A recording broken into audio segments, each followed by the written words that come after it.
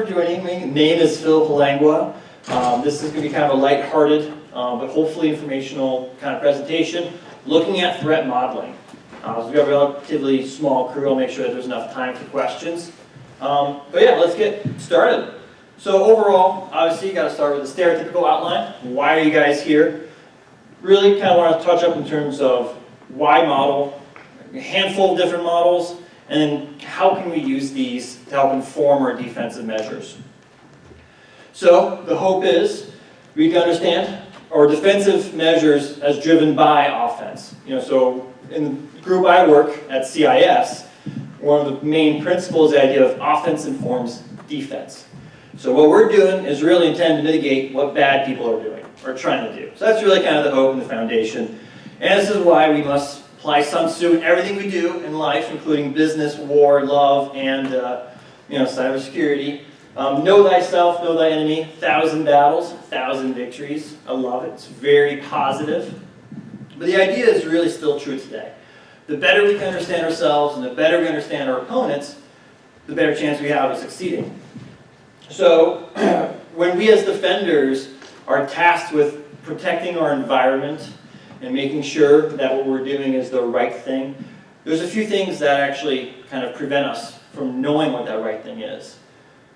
And this is actually one of the most true statements, I think, in cybersecurity, and anyone else who here has done defense probably knows this. Cybersecurity from the defense side is a lot more like Groundhog Day than is like Independence Day. No point on the defender side are you going to have a big celebration for when you took down the mothership, you've had great success.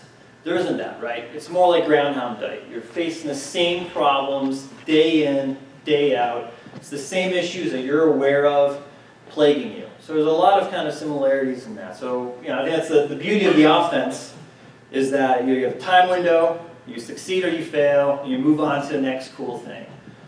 In defense, it's really a day-to-day struggle.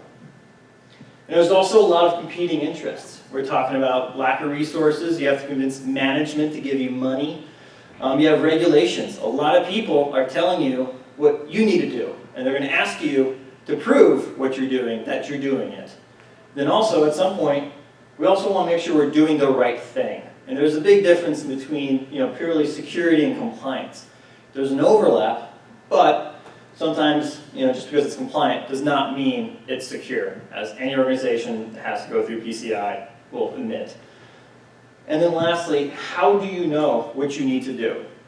What are the basis for your defense, and how much do you need to do it? Is it need done for all your systems, every single piece, some of the systems, some of the times? And then also, how do you convince leadership that what you're doing is the right thing? And that's really not easy from the defender side. To know what to do. Fortunately, there's some help. Knowing thyself is kind of that first part of the equation. It's about understanding your exposures, your environments, a lot of really good sets of cybersecurity best practice, such as these CIS controls, which we work on, really identifies kind of that being the first step for your organization. Is knowing your assets, knowing your software, your vulnerabilities, your administrators, your configurations. These are all parts and attributes of your environment. These are things that will not only help you defend, but will also help you detect when something goes wrong. All of a sudden you got a new application on your system, kind of weird. So it gives you an opportunity to look in terms of, really understanding your own organization and your own exposures.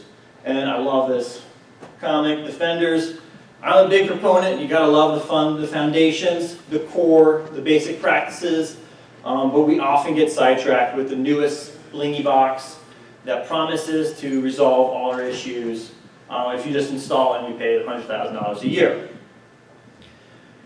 But when we start looking in terms of, from the attacker side, knowing our enemies, it's complicated because there's a lot of mystique, there's a lot of complexity associated with attackers. My favorite myth is that attackers are IT wizards. They are the brightest, most smart, intelligent people. This is how CrowdStrike represents their APT groups. How can you possibly defend yourself against a giant spider with green lasers coming out of its hands? Right? This kind of portrayal of adversaries while it's great for marketing, it's unrealistic because, I'm not a Thor, right? How could I possibly defeat these APT groups? What could I possibly do to actually defend myself against these, these mystical wizards, voodoo wizards, and panda horse rider? I'm sure someone here knows what the titles are for each of these groups. There's also the idea that attackers are unpredictable, right? They're artists, and I think there's actually a talk happening now or earlier. Did anyone attend that? Hackers as artists. I really wanted to attend that because I'm Bob Ross here, waking up, send a little 0-day or phishing email. The idea that we can't really predict what they're going to do, that's not necessarily true. We can't always know what they're going to do, but they have a process. And these are people that work in organizations, the ones, the APTs that are hired, they have managers, they have timelines, they have a set of tools and processes that they're comfortable with, that they've used before, and they know they're going to have some level of success. So they're going to want to use that. And they're going to want to use what's within their comfort zone. And also that, once again, the idea that attackers have bottomless resources. They have deadlines, right? They have mission space, and if they can't achieve their objective through you, they're going to go somewhere else. Unless you are that super critical and unique objective that they can only reach through you. And then also, lastly, the idea, attackers only need to be right once. That's not true, right? They have, once again, it's a process. If we look at our Lockheed kill chain, which I'll talk about a little later, it's a series of steps that they have to do. And they have to go through, and each step there's an opportunity for failure, right? And our job as defenders is to make them fail, is to make it hard for them, and to make them have to go spend more money. I think, honestly, from a defender side, if someone has to go burn a 0-day on us, wow, we made it hard for them. Like, that's a level of success in its way, because that's a large investment for an organization to go and research a 0-day and then implement it within the organization. So there's, there are definitely some ways in which we can make it harder. So you ask yourselves, how can we really understand our enemy? From the simplest, we can read Brian Krebs on security, right? It's the basis, and learn all the people that had the misfortune of being on the receiving end of an attacker. We can also learn it from reading vendor reports. A vendor will produce this normally as marketing material, but there's a lot of really good information in terms of trends, right? What type of attacks are they using? What are they, what are successful? Of course, how many phishing emails go out, size of DDoS attacks. We can also learn by buying all the threat feeds in the world, hiring some very expensive threat intelligence analysts to make sense of all of it and produce intelligence products for an organization. That's difficult. It's not for everyone. It's for certain levels of organizations that are at that maturity level. And of course, really the best way is to learn firsthand by getting compromised. Right? You're going to really get a really quick introduction as to how APTs and systems like that work. Obviously, it's sarcastic, not really the ideal way to go about this. So, Sun Tzu. Actually, I can pull my phone, make sure. Ah, sweet. I can actually breathe. Strategy without tactics is the slowest route to victory. Tactics without strategy is the noise before defeat. So what I'm really trying to talk about is, in a very roundabout way, is why do we model? Like, why do we care about creating some form of threat model? Well, really the idea is that it allows us to create a standard view. I want to understand attackers the same way you understand attackers, and I also want to be rigorous. We all come in with our assumptions, right? We have biases in terms of how we view the cybersecurity landscape. So if we can come up with a model, and we can go and we can challenge our assumptions, and we can be thorough in what we're looking at and kind of going through the process. And most importantly, we can identify commonalities. If we're classifying our threats in the same way and their tactics in the same way, we can find out what their critical path item is into our environment. If we found all of a sudden 90% of attackers are using a similar method, that warrants us looking into how we can prevent that specific method. So we can only do that if we have some standard way or some standard language to describe. And as mentioned, being rigorous, I love data, love doing data analysis. Having a standard language is huge for being able to make those cross mappings, being able to make things work. So we're going to be checking out 4 models First of which is Stride, Lockheed Martin kill chain, MITRE attack model, and then last our own community attack model. So threat modeling has been around for a little while in different shapes. I think Stride is one of the earlier ones, and definitely one that's worth looking into as kind of our starting or foundation. So Stride was created by Microsoft in, I think, the early 2000s, and it's really part of their software development lifecycle. And the idea is, as you're building software, you need to work out all the different ways threats can manipulate your system or get your software to do things you don't really want it to do. It's part of the awesome book by Adam Shostak, Threat Modeling, Designing in Security. This is a very good book. Highly recommend it if you're interested in threat modeling. It's 400 pages of deliciousness. It's really focused for applications and software. It's kind of its origins, but networks and our environments really are kind of system of systems, right? If we can understand our environment as a series of processes, then this can be applied to it. So the real focus of the Stride framework, which is different from the other ones we'll be covering, is that it actually starts from behind. It starts at the end and says, what can go wrong? You know, what is possible on my application to go wrong? And as I'm going to introduce a lot of wonderful acronyms. So Stride actually stands for these things that I'll go through. Really, once again, focusing in terms of, from the application standpoint, what can go wrong. So the first of which, spoofing. I think we're all pretty familiar, right? You're pretending to be someone else, or another process, another user. How can that be done within your application or your environment? Also looking at things such as tampering, right? So how can people actually go and change specific values on my system or my database? That's the integrity part of our CIA triad of confidentiality, integrity, and availability. Repudiate, how to actually make sure that there's some level of trust in what is happening in my system and that users are actually being tied back to their own actions. So we can actually, non-repudiation of what's happening on the system. Especially important if you're doing anything in finances. Someone is actually proved to be able to send the money. Information disclosure. This is the traditional C in our CIA, the confidentiality, what bad stuff, how can you get the information out. Denial of service, the A in our CIA. And then lastly, escalation of privileges. So how can a user go and be able to increase their privileges, or even a process increase its privileges? And once again, this is really looking from the application standpoint. We've used it for individual applications in our environment, where we go through and say, okay, based on what we know, how could someone spoof a user or a process? And here's the really cool thing about this methodology. We talked about team sports. Security is a team sport. This methodology is not intended to be the cybersecurity analyst sitting back and saying, well, this is how I can spoof, blah, blah, blah, blah. It's really about engaging the engineering team, right? Engaging the people who are most knowledgeable in these processes and these tools to not only document what can go wrong, but also what's already in there to stop it from going wrong. And then you can kind of work together as a team to identify, well, where are the major gaps and how can we address them collaboratively. So once again, cybersecurity really is a team sport. And this is one of these perfect team exercises. And you actually get the book, you can get flashcards where you can go and you can basically create a scenario and flip a flashcard and say, spoofing of users, how can that be done? And you work through it as a team in terms of preventing, what's the best defense against this technique? Do we have in place? And if we don't, how can we put it in place? The next one is the Lockheed Martin kill chain.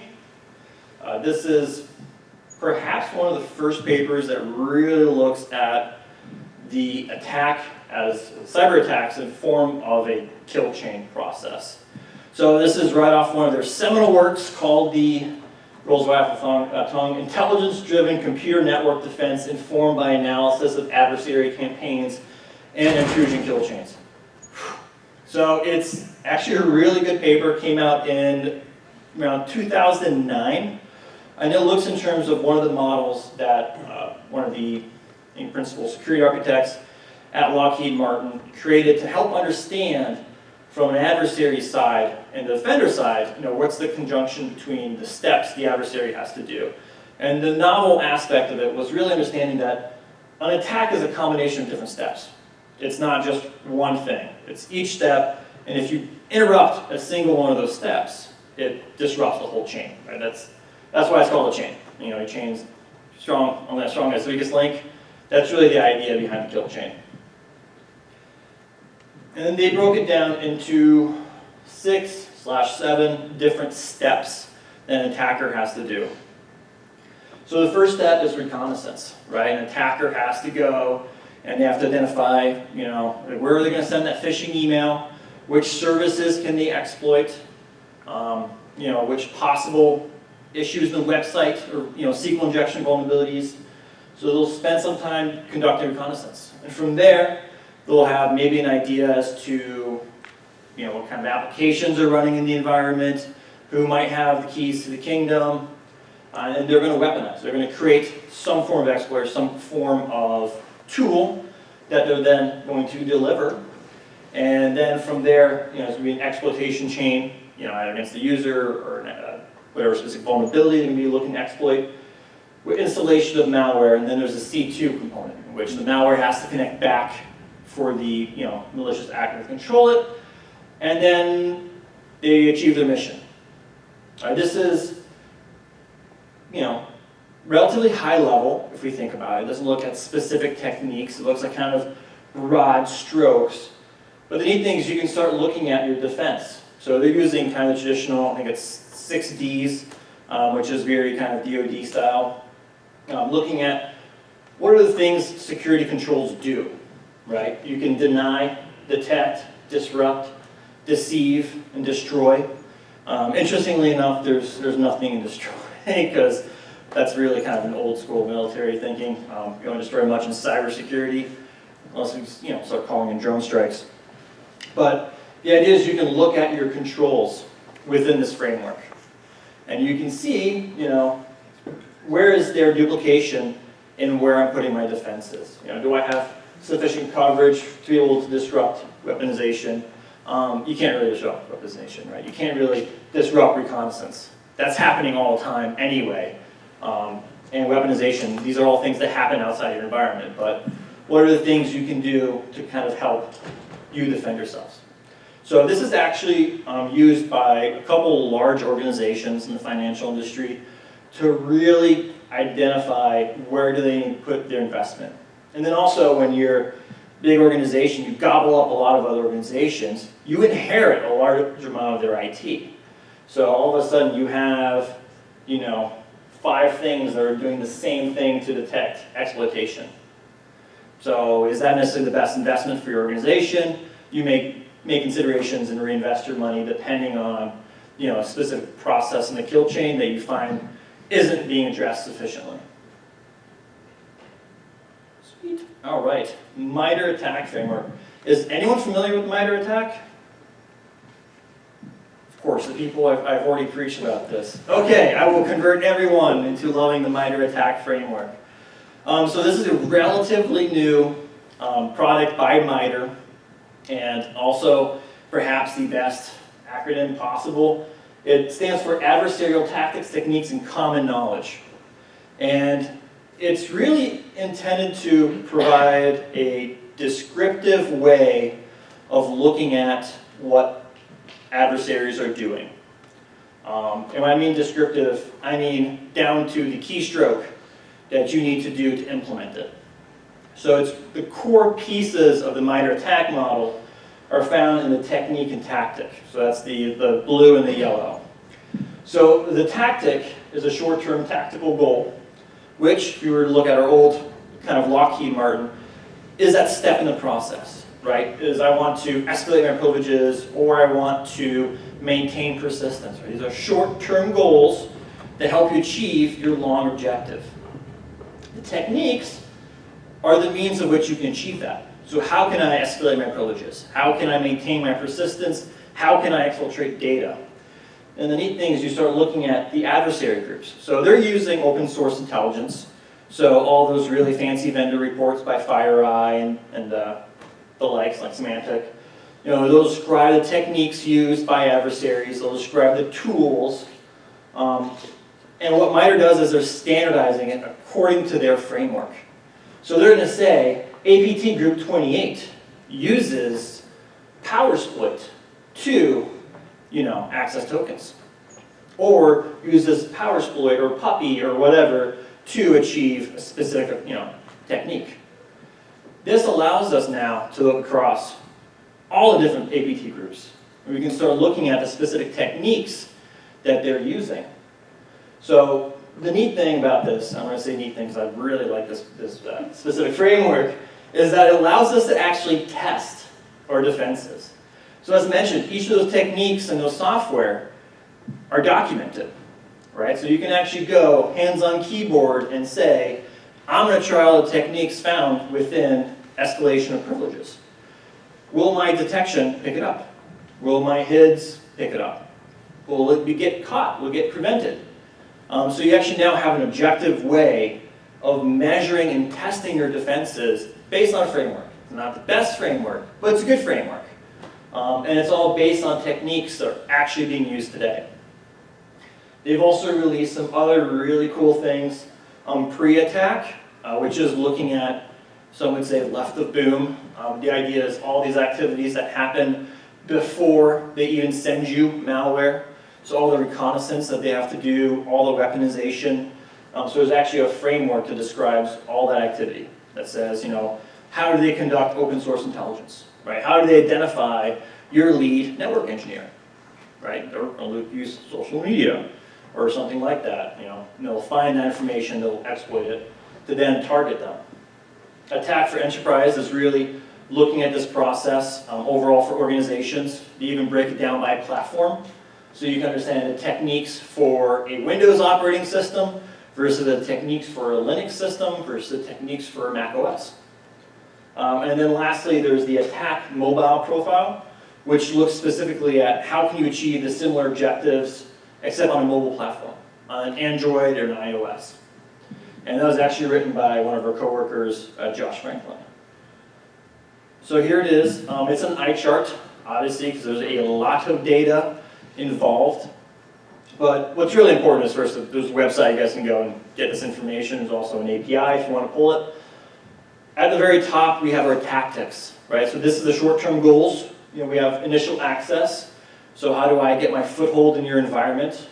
My execution, how do I get you to run my code? Then you have credential access, discovery, how do I find all your juicy little secrets? Lateral movement, how do I go across your environment to gain access to more cool stuff? Command and control, and then the last you just kind of cut off is the achieving the objective, right? Am I exfilling data? Am I going to send a ransomware everywhere? And then for each of these tactics, you have the techniques listed. And none of these will probably surprise you. And it's actually a really good way to do a sanity check in terms of all the different ways bad stuff can happen. Initial access, a lot of these really aren't surprising. Drive-by compromise, we're all pretty familiar with that. You guys probably never heard of this spear phishing emails. I don't know, I think it's pretty cutting edge right now, right? Even replication through USB devices. These are all things that we're all aware of, but it's nice to have a list, right? This is all the ways that we can document so far that we know that people can get access to our systems. Here are all the ways people can execute their code, our environment. So as we're going through each of these techniques, there's actually a lot of additional information. And I definitely want to say that this is kind of based on one of the Wikipedia clones. This is community built. So there's additional content that from your expertise or your experiences that you want to add. That's awesome, right? And you can help build this corpus of knowledge for everyone to benefit from. So I'm definitely more a fan of tactics, techniques, and procedures than MD5s, IPs, and domains. I think that's where we need to be more diligent as cybersecurity experts, is to promote the larger strategic discussion of cybersecurity and not focus in terms of individual IOCs, which are rapidly changing. So for each of these techniques, there's a narrative element. They'll say, basically how does this happen, who used it, system requirements. This is really cool. They will tell you for that specific technique. Do you need to be an admin to run it? Do you need to be a system to run it? So that helps you understand in terms of, well, what are the initial ways that they can escalate their privileges? Are they going to be able to do it directly in the box, or do they have to pivot to the main control and then dump credentials from there? Examples will include, the groups that use it, the APT groups, which tools. So, like I mentioned, PowerSploit is mentioned as one of the tools that's tied back to the different techniques, along with Mimikatz. Obviously it implements one of the techniques. Puppy, which is now, I think it's pronounced Puppy. So all those Python libraries end with PY. Puppy is another Python-based backdoor. RAT. Also mitigation. So when you're looking at mitigation, there's really kind of two forms of mitigation. We're talking about configuration, right? So some users allowed to write somewhere which they shouldn't be able to, that then allows be able to escalate the privileges, or able to do whatever bad thing they need to do in that system. Or sometimes you need tooling, right? Sometimes you can't configure the problem away. You need to have a specific tool monitoring it, or a specific tool trying to block that access point. Detection. This is also a very unique thing that they've been adding, is data sources. So I'm interested in being able to find out when this technique is happening. What tools are going to tell me that this is happening? File monitoring is going to be my network logs. What's going to tell me that this is happening, that I can detect it? And of course, references goes like all of academia. We have the cite our sources. And the nice thing about attack is that there's actually a community around it now. One of them, this kind of lesser known one, is Unfederer. So that allows you to basically take a self-assessment based on something called the CIS controls, and then also tie it back to the MITRE attack model to understand in terms of where your gaps are, and also identify which analytics would help you detect the specific techniques that you're not mitigating or that you're at risk of. And you can also say, I'm super concerned about APT group 28 because I work in elections field or something like that. And you can pre-select and identify what is their chain process, and where am I missing specific tooling or specific capabilities in that process. If you're a fan of sticks, which I know everyone loves it, awesome format, they actually converted all their data into the sticks format. So you can pull it down kind of that standardized fashion. So they did a mapping. And then this is kind of the newer collection of tools. It's automated testing. So like I mentioned, each of these tools, or each of these techniques, you can actually run the commands, and it's documented. So there's a handful of tools that will actually automate this process. Do not run these on production systems under any circumstance, because the whole point is to compromise your system and detect and see if your defenses can actually detect it. But if you have some box that has all your tools on it that you're using, go for it. Caldera is the one that's made by MITRE. It's actually a very robust tool. It will create a randomized kill chain process using the techniques, and then it has basically an agent on the system that will then execute that process. So that's a good one, kind of like the chaos. You don't really know what's coming, but something's coming, and can you actually detect it? Then last, we also have the Atomic Red team. So this is done by Red Canary Security. It's basically a GitHub repo that has every technique and every test identified for each of the techniques. So you can go through and say, this is how I run this process. And an APT simulator, which if it's kind of the lazier version, it's a batch file. And it has all the exploitation, so you literally just click on it, run as admin, and then it will run through all the tests it has. It doesn't have coverage for all the tests, because some of them are really bizarre and require you to inject DLLs and things like that. But it runs a good chunk of them, and at least a good way to get started, and at least in an automated fashion to really identify your strengths and weaknesses. Sweet, doing good. All right, community attack model. So this is kind of our approach at looking at the problem. So CIS, for those who don't know, we're very big on the community. All our content and most of our services are actually built by volunteers in the community. So the CIS controls, which are also previously known as the SANS Top 20, they're all built by cybersecurity experts, cybersecurity professionals. who are passionate about the topic, and they come together and they collaborate on developing this content. It's the same idea with the community attack model, is you really wanted to create a kind of a central place in which we can identify what are the major themes and major processes that adversaries are taking, and what are the major techniques, and then provide a tool that people can go and say, you know, this is how my defense is mitigating this community attack model. Still a work in progress, like everything. It's never done. But we're really looking in terms of understanding how can defenders disrupt the attackers kind of in 5 different ways. Identify, so how can we see what's going on?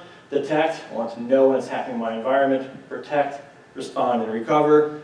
For any of us in the compliance field, this shall sound familiar. Where does this come from? NIST, thank you. So these are the security functions found in the NIST cybersecurity framework. We like continuity, we like to be able to tie into other frameworks. And it kind of looks like, the empty version looks like this. So our attack stages are in between essentially kind of the Lockheed Martin model, which has those 5 steps, and then MITRE, which has those dozen steps. So it's really kind of a mid-tier level of abstraction. We want to be able to provide sufficient level of detail that organizations can actually tie to what's happening, but also we don't want to drown people in information. So this is kind of our first cut at it. Once again, we're looking at it as a process. We have the reconnaissance, the weaponization. That's all our kind of our pre-attack steps. We've got our delivery. We're going to send you something. Get the exploitation, misuse. Escalating your privileges. That's a very key step, right? I need to be able to access more than just what the user can do. So if you're running an environment, don't let people run as admins. Just give them that extra step for bad guys. You'll thank me later. Lateral movement, I need to move across my environment. I need to be able to go and get to where the goods are, because I'm not necessarily going to go right away to where all the nice information I really want is. And then, at the very end, we have our mission objectives. So for the initial reconnaissance, a lot of different techniques, right? You're going to be looking at the people, the technology. I want to know where I can send my phishing emails. I want to really have a target list, right? And oftentimes in some teams, there's different jobs for these steps, right? There's one person that's really good at ASIN, and he's going to go and give me a list of email addresses and domains and potential targets, and he's going to hand it off to someone else to then do the exploitation. And then we start looking at, what are kind of the things we can do to mitigate it. I'm not super convinced a lot of these are actually going to be super effective, because a lot of this activity happens completely outside your environment and is basically network noise, right? You're going to get poked and prod, and people are going to research you just like any other system on the internet. It's very hard to detect when is it going to be a target attack. But there's definitely things you can do, like having a firewall in place, basic things, at least blocking things. Respond if you want to have a honeypot. That can sometimes be helpful to at least get understanding as to who is intentionally probing you. When you can make it a little harder, a little inside. I'm a bigger fan of internal honeypots than external, because you can get a lot more value out of the internal ones. In terms of acquiring the tools, there's really not a whole lot we can do here, right? Unless you're a nation state and your job is counterintelligence, for us as the regular peons of the world, this is really not what we do. But from the adversary side, they're going to build in-house tools, right? They're going to have the awesome developers. They're going to build a really cool backdoor, rat or whatever. There's also increasingly more use of open source tools, as I'm sure Intel team could vouch for. And the reason why is it makes attribution harder, right? Because anyone can download PowerSploit or Empire, and they're still relatively effective tools. And then, part of the weaponization really isn't just the malware, right? It's the infrastructure they have in place, the exploit, and then how they actually stay in the system. So in terms of being able to identify it, threat intelligence might be useful if you can get part of those very useful feeds. And hardening your systems based on configurations is definitely a good start. So delivery mechanisms, none of these are going to be particularly surprising. You're looking at things like email, drive-by, water hole attacks, social engineering, malicious USBs, direct network. You've got a vulnerable SMB server. I'm just going to connect to it and send you my exploit. This is where you start looking at, really how can you filter these things out? Continuous vulnerability assessment's an important one of these when you're talking about your networking devices and also on your end systems. You want to be able to identify your vulnerabilities, remediate them before adversaries identify it, and then remediate for you, right? So it's really about being able to go and have an understanding of your environment before they do. So once again, one of the key secrets of cybersecurity is good management. So a lot of these are really management controls. Knowing your vulnerabilities is definitely a management style thing. Initial compromise, how do they get their foothold? So they sent you something, you got past your email filters, it's got past your 15 firewalls. They're just going to exploit code. It's going to either exploit vulnerability in the code, or it's going to exploit poor configuration. And then, can users run untrusted macros? The macros is huge right now, as my Intel team can probably validate. Are huge, have been huge, and probably will continue to be huge.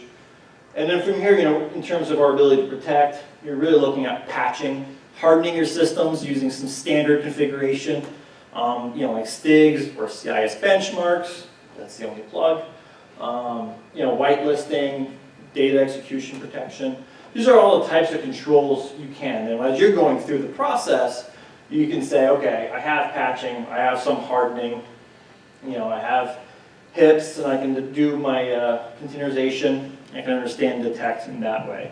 But really it's about, for the adversary side, it's about establishing the foothold that they can then go and do what they need to do, which is probably going to be misused or escalated privileges, right? So they have access. Normally if you're coming in and you're doing based on best practice, your users are not going to be running as admins. So then they need to get to admin levels, because a lot of the persistence mechanisms actually require admin level credentials, require to have the ability to go and actually write new services or create new processes like that. So to be able to kind of identify it, there's different ways, definitely having a control or an idea or some monitoring of your account, your admin accounts is definitely a good start. Just generalized control, hardening configuration, a lot of the hardening guidance is really about defining what an admin, what a user can do, right? It's really about delineating that, and a lot of the benchmarks and the STIGs is really about saying, yeah, users really shouldn't be able to use these functionalities. Users really shouldn't be able to write in these directories. And that's a large amount of those type of recommendations about carving out what is intended to really be administrative versus what's intended to be general user. So the goal as a bad guy is I want to get more access. I want to have system, I want to have root or whatever, so I can do whatever I want in your system. It's no longer your system. Internal reconnaissance, I want to have a better understanding of your environment. I want to be able to go and I want to identify how you're architected. Interesting stories. There's been times in incident response where the incident responders found very detailed network maps and diagrams on compromised servers, of which said, wow, you have really great documented networks, of which they responded, that's not ours, that was the bad guy. So they will actually, having an idea of your environment, if you don't have a good understanding of it, they will have a good understanding of it. They will map it out. This is where you need to have your inventory of hardware, right? Your inventory of software. You need to know what's exposed if a specific system is compromised. Network segmentation, right? You don't have a flat environment where everyone has access to everything. Do your users really need to have access to all your HR data? Well, probably not. And then account monitoring, network monitoring, right? Because they have to do some level of scanning. They may just do passive scanning, which is a lot harder to detect. But there's ways in which we can kind of disrupt that. And it's really about understanding the users, enumerating the data, know the systems. One of the cool tools I probably should have mentioned that does this is Bloodhound. I don't know if anyone's familiar with Bloodhound. It's really about kind of enumerating the users and the different trees to identify what's your closest path to administrative privileges. Lateral movement, right, it's kind of the next step. I'm going to use my stolen credentials, I'm going to use existing management systems, I'm now going to use my higher access, and I'm going to move around your environment, right? And they may continue to exploit internal vulnerabilities, which is still very common. So you have to patch your external systems as well as patch your internal systems. So this is a little harder, but there's definitely things you can do. Configuration, network segmentation, once again, just makes it harder for them. You have to make them work for it. Right? The more steps in the process, the more chance there is for them to get disrupted. And then persistence mechanisms, Trojans, admin accounts, service accounts, right? They're going to either log in back legitimately or they're going to have a malware that beacons back. There's a bunch of other processes, but really this is about knowing your egress filtering, you're monitoring your network, and you're trying to protect your host. And lastly, they're going to pwn you, right? They've gotten the process, they've gotten in, they were able to identify where the data was they wanted, they're able to exfil it. We're going to try to make sure we can stop that by having some good planning, looking at network segmentation, data protection, try to prevent people from being able to access this, and hope for the best that they can't actually achieve this goal. I mean, they did what they want to at that point. So, but really the idea is not to go through every process, but to understand that we can put our defensive measures in a framework like this to really understand and identify what are the key things we need to be doing based on what adversaries are doing. With that, I am more than happy to take a few questions.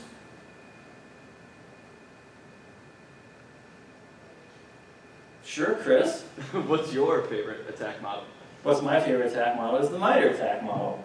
I like it, especially because it provides that beautiful mix between very detailed technical data along with kind of some higher level abstract data. So I think the more we can abstract from the lower up, the better we can really understand how our defenses mitigate these specific attack patterns. So there's definitely work to be done in the field. The MITRE model provides an extensive library of all things adversaries have done and can do. I think there needs to be a need to incorporate more larger trend data for us to understand what do we really need to be doing based on overall trends in the space, essentially. Yes? Is there somewhere where I can contribute if I know something or anything at all? Yep, absolutely. So if you're interested in contributing, which is a question, got it. If you're interested in contributing, you can actually contribute to ATT&CK website. It's a wiki-style platform, so you can go and contribute there. We also, at the CIS, we have our workbench site, which is where all the collaborative communities exist. It's free to sign up, and you get access to help develop the controls content along with any of the benchmarks. So it's definitely something we're interested in doing more with the CIS controls, is directly tying the controls to specific attack techniques, just to make these connections more explicit and easier for people to understand. If I'm not doing X, what does this allow the adversary to do on my system? Sweet. Well, thank you so much. It's been an honor.